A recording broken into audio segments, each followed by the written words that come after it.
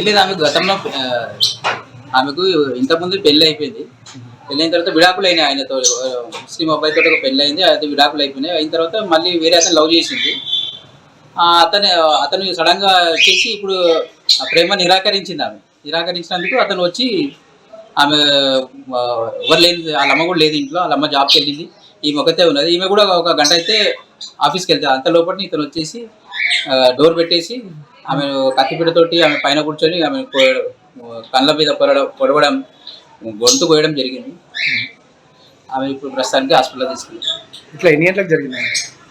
ఇంకా 9 గంటలకు జరిగింది. అంటే అరుపులు ఏమైనా వినిపించాయా? ఇంట్లో అరుపులు వినిపిస్తే మేమే వెళ్ళాం. వెళ్ళి కిటికీ ఇరగొడితే అద్దం ఉంటే ఆ గ్లాస్ బ్రేక్ చేసినాం. పోలీసు వాళ్ళకి ఇన్ఫార్మ్ చేస్తే వాళ్ళు కూడా వచ్చారు.